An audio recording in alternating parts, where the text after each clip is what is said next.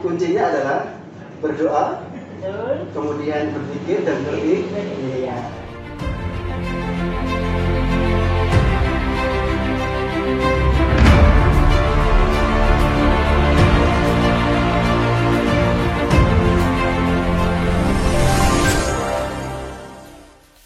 Assalamualaikum warahmatullahi wabarakatuh. Waalaikumsalam. Selamat datang di podcast SDIT Al-Islam Kudus. Pendengar podcast yang saya sayangi, bagaimana kabarnya? Semoga kita semuanya dalam keadaan sehat walafiat. Jangan lupa selalu iringi langkah-langkah kita dengan berzikir kepada Allah Subhanahu wa taala. Mudah-mudahan dengan berzikir kepada Allah Subhanahu wa taala, Allah Subhanahu wa taala mengangkat semua penyakit kita, termasuk melindungi kita dari virus corona. Bersama saya Pak Nadif dan Budian, insya Allah selama 20 menit ke depan akan menemani sahabat semuanya dalam acara Ngobrol seputar Al-Islam. Ya, betul sekali ya tadi yang disampaikan Pak Nadif. Selain kita berdoa, berzikir, memohon kepada Allah untuk dilindungi dari segala macam penyakit atau mara bahaya, tentunya yang tidak kalah penting untuk kita lakukan adalah kita harus tetap berikhtiar, kita harus tetap berusaha, gitu ya. Berdoa sekuat apapun kalau tidak ada usaha untuk menjaga kesehatan juga sama saja. Ya. Terutama di pandemi COVID-19 ini, tentunya sahabat podcast semuanya sudah kenal dengan 3M untuk menjaga diri atau menghindari penularan COVID-19. 3M ya, 3M, bukan 3 miliar ya. Bukan. 3M yang pertama memakai masker. M yang kedua adalah sering-sering mencuci tangan. Dan M yang ketiga adalah menjaga jarak. Jadi kuncinya adalah berdoa, betul, kemudian berzikir dan berikhtiar. Gitu ya. Pak Nadif, jadi di kesempatan podcast kita kali ini kita akan membahas hal yang sudah sangat hangat di mana-mana, mungkin sudah panas gitu ini karena terjadi di mana-mana, terutama tentang pandemi COVID-19.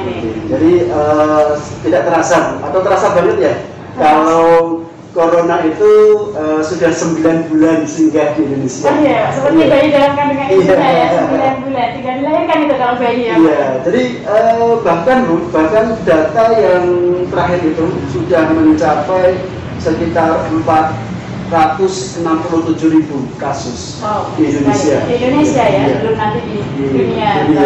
Jadi luar biasa itu, makanya kita hari ini kita akan mengupas tuntas bagaimana tema pembelajaran efektif di masa pandemi. Ya, tentunya pandemi ini berdampak pada semua aspek, terutama juga dalam pendidikan. Gitu ya.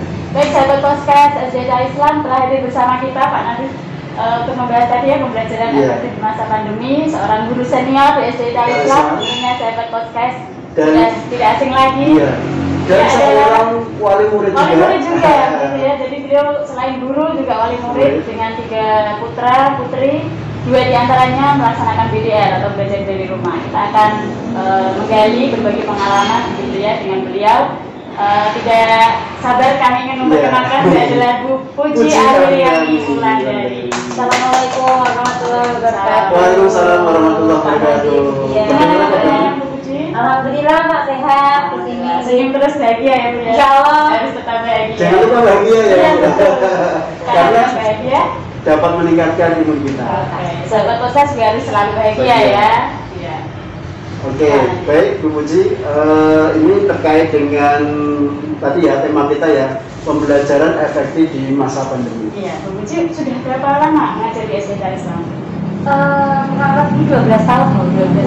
12 tahun ya Bu. Dia sudah berapa tahun? Saya di bawahnya. Apalagi saya ya. Sebenarnya paling kita selisih berapa tahun Pak. Kalau kelihatannya begini kok saya bahasa tua gitu. Tapi semangat tetap muda ya. Insya Allah jalannya. Bu Puji 12 tahun mengajar di SDIT Islam.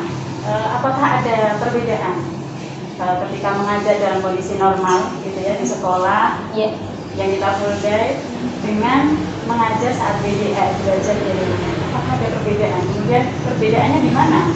Menurut Bu Puji? Iya. Kalau saya pribadi ya Bu ya, sebagai guru gitu ya. Kalau saya merasakan perbedaan jelas berbeda gitu ya. Kalau misalnya di sekolah, di kelas itu kan kita kondisinya enak gitu ya, terkondisikan, anak-anak masuk sesuai dengan juga jelas gitu. Tingkat kedisiplinan anak, pembagian anak, manajemen anak-anak insya Allah bisa tertangani tertata.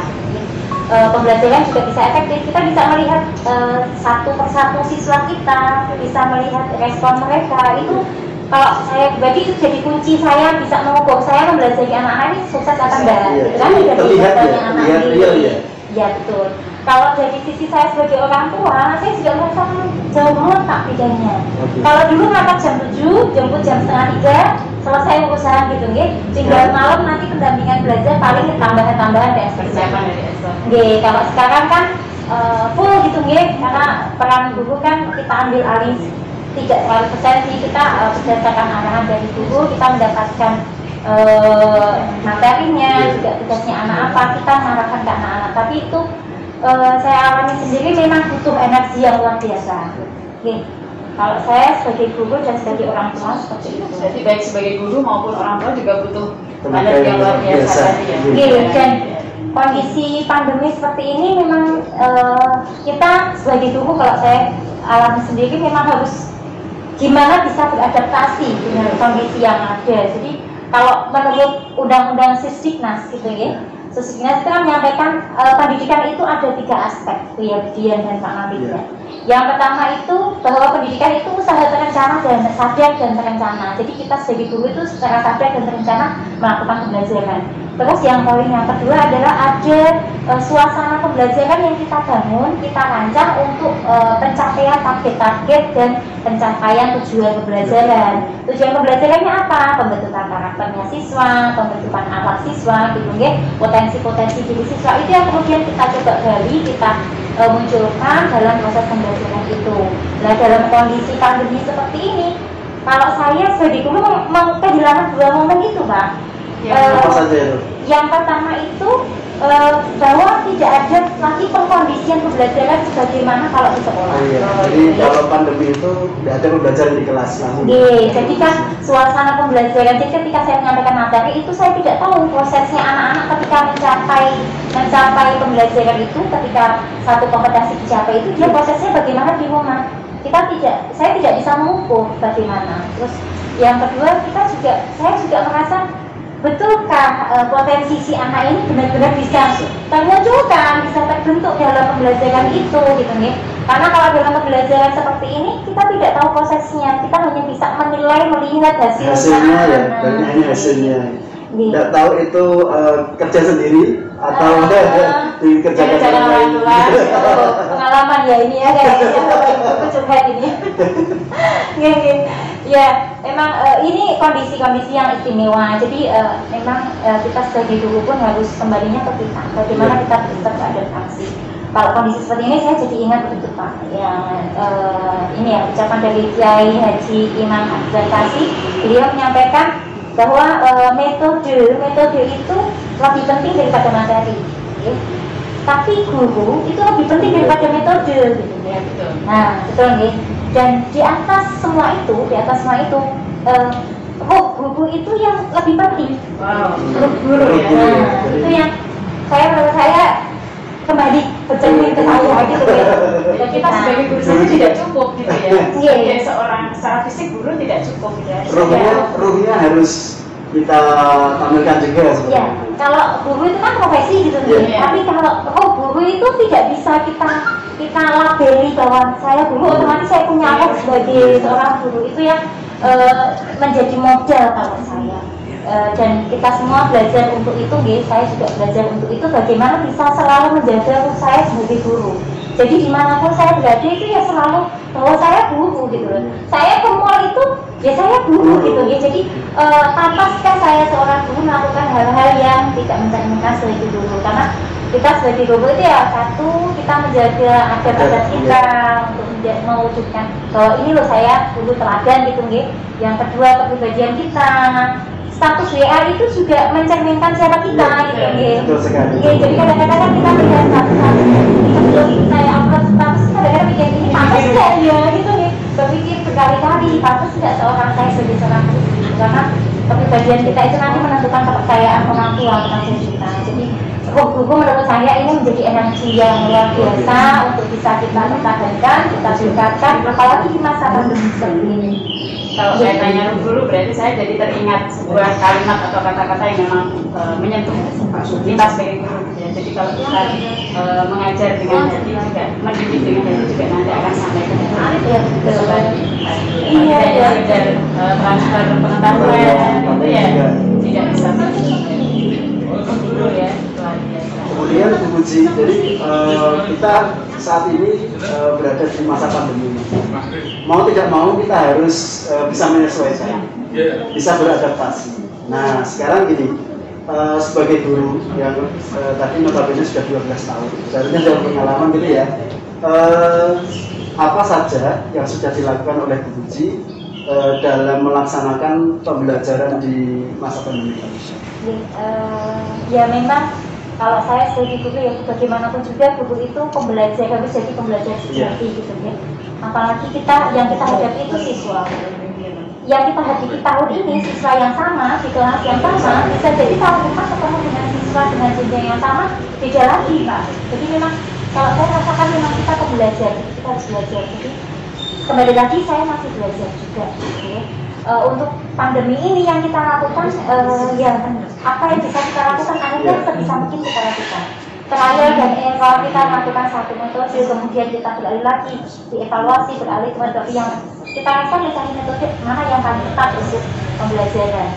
Yang sudah kita lakukan sama juga ya mungkin dengan Pak Nadif yang di kelas 1 gitu ya, kemudian yang di kelas 4. Kalau kita ya memang, kalau saya pribadi ya kita lewat video pembelajaran untuk penyampaian materinya, kemudian ada penugasan. Penugasan itu juga kita berusaha untuk variatif biar anak-anak juga tidak bosan gitu ya. Ada pembelajaran yang sifatnya untuk mengukur kemampuan pengetahuannya, ada yang untuk mengukur keterampilannya. Kalau kita menjalannya, saya sudah menjalannya seperti itu Pak. Jadi memang itu metodenya itu dulu yang dilakukan seperti itu. Untuk perangkatnya, fasilitas atau aplikasi yang digunakan mas banyak ya, saya yakin Bapak dari guru yang lain juga menggunakannya. Ada Zoom untuk bisa komunikasi dua arah gitu ya. Ada Google Form, Google Classroom mungkin bisa dipakai, puisi supaya anak-anak menjawab pertanyaan itu lebih asik gitu ya, pakainya puisi. Atau lembaga pengamatan untuk proyek-proyek yang mereka lakukan ya. Seperti itu yang sudah saya lakukan. Jadi memang ya gimana bisa berusaha sevariatif mungkin biar anak-anak tidak bosan. Jadi saya yakin ketika Bu Puji mengajar di SD Al-Islam itu semua metode, semua cara sudah dicari seefektif mungkin, disesuaikan dengan kondisi anak-anak, sesuaikan dengan kondisi pandemi saat ini. Sekarang pertanyaannya begini Bu, adakah kendala dari Bu Puji ya dalam melaksanakan semua pembelajaran ini? Kembali lagi ya Pak, karena memang kondisi ini kan masing-masing siswa, masing-masing sekolah mungkin beda, tekniknya beda, prasarananya juga mungkin tidak sama gitu ya. Jadi kalau yang kita alami dengan yang sudah berjalan ini, kalau kami melihat alhamdulillah untuk akses internet, untuk sarana-prasarana di SD Al-Islam itu kan kita tidak terkendala gitu ya. Meskipun tidak bisa dipungkiri ada 1-2 dari di antara siswa-siswa kita beberapa yang tempat tinggalnya mungkin agak jauh gitu ya Pak. Ada yang Kecamatan Colo itu juga agak jauh naik ke gunung gitu ya. Ada juga yang ujung sebelah timur daerah Cirebon, ada juga yang perbatasan Demak itu juga ada. Jadi memang kita pun juga memaklumi dengan semua kondisinya seperti itu. Jadi kalau dari berangkat semua itu bahwa memang kendalanya juga ada, itu kalau menurut saya kendalanya lebih ke masalah bagaimana kita bisa mengatasi kejenuhan siswa. Terus juga kita juga menangkap ada ini ya, mulai ada kejenuhan juga orang tua. Jadi memang kita yakin karena 9 bulan tadi itu ya. 9 bulan itu bukan waktu singkat loh ya, lama. Untuk bertahan. Jadi kalau biasanya anak-anak itu pagi rutinitasnya berangkat ke sekolah, ternyata ini rutinitasnya berubah. Jadi setiap hari di rumah. Banyak yang menganggap bahwa ini ada libur gitu. Bukan belajar di rumah. Tapi libur. Ya. terutama kayaknya di anak-anak kelas bawah nih ya. Apalagi yang ada di kelas 1. Iya, di kelas Saya 1. yakin itu butuh effort usaha yang luar biasa dari guru maupun orang tua untuk mendampingi siswa antara kelas 1, 2, 3. Karena kan mereka masih fasenya main gitu ya. Kalau di sekolah, berangkat ke sekolah ada temennya, oh seolah-olah belajarnya itu asik Ada yang nuansa belajar yang dibangun. Jadi bahkan kelas 1 itu kemarin itu ada yang cerita itu merasa belum punya kelas baru. Merasa dirinya itu masih TK. Ya, Jadi, karena suasananya itu tadi ya Pak. Iya. Saya teringat pengalaman beberapa teman, beliau sudah melakukan tadi ya, apa namanya metode-metode, dia sudah merancang pembelajaran sedemikian rupa, membuat video pembelajaran kan tidak mudah ya, membuat video pembelajaran gitu ya, membuat video pembelajaran, lalu kemudian membuat apa namanya quizzes atau Google Form gitu ya. Ketika kemudian itu disampaikan ke orang tua melalui grup WhatsApp di grup orang tua gitu, harapannya dari dulu kan tujuannya A nih, ya, tujuan belajarnya A. Kemudian info itu diterima orang tua, ketika pengumpulan tugas ternyata di luar dugaan gitu ya, kok jawabannya begini atau ternyata tugasnya begini, justru yang dikerjakan yang B begitu. Ya, jadi ada semacam apa ya, miskomunikasi begitu ya yang selama ini terjadi gitu ya. Kadang juga bahasa WA kan tertulis gitu ya, bahasa tulisan yang kemudian kita beranggapannya A juga diterima oleh orang tua juga B begitu. Apa namanya, kendala salah satu mungkin kendala itu juga ya. Iya. Jadi memang kalau menurut saya ya memang kendala selain sarana itu juga komunikasi dengan orang tua. Itu yang menjadi salah satu kendala kita.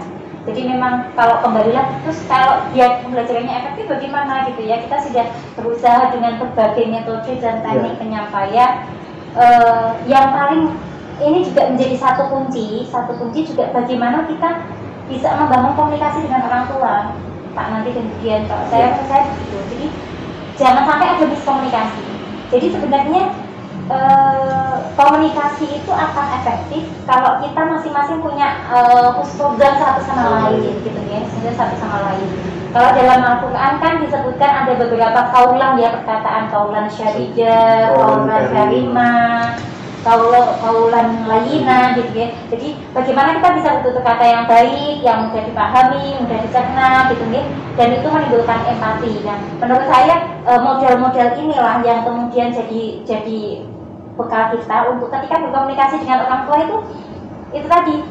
Teko itu akan merupakan isinya gitu ya. Ketika kembali tadi, guru kalau memang bagus, kalau emosi kita terjaga, kita terjaga, insya Allah gitu. Ketika emosi apapun kondisinya di rumah, ada miskomunikasi apapun, kita akan berusaha untuk oke, tenang dulu, pahami dulu masalahnya, ayo kita komunikasi yang bagus, yang enak gitu ya, yang saling bisa memahami. Jadi memang ini salah satu kunci utama kalau menurut saya, karena memang kalau pembelajaran normal, ujung tombak pembelajarannya itu kita sebagai guru. Tapi kalau pembelajarannya seperti ini, tugas itu beralih sebagian ke orang tua, sementara tidak semua orang tua itu punya kapasitas untuk bisa menggantikan kita kan. Dan jujur, iya, kita sebagai guru tidak pernah mengharapkan orang tua beralih fungsi jadi guru, tidak. Jadi sebenarnya kuncinya adalah komunikasi. Bu guru itu tujuannya bagaimana sih, maksudnya bu guru apa, maksudnya orang tua apa, kapasitas yang bisa diambil orang tua apa, bagian porsinya guru apa, itu yang kemudian harus di-matchkan dengan komunikasi. Jadi dulu gitu ya, yang pertama kunci untuk keberhasilan pembelajaran yang efektif, kemudian didukung karena kita saat ini pembelajarannya adalah belajar dari rumah, gitu ya, dari rumah yang salah satu penentu keberhasilan juga orang tua adalah komunikasi, karena kita sebagai guru mendesain pembelajaran, sementara pelaksananya adalah orang tua. Jadi harus ada komunikasi yang efektif juga. Betul.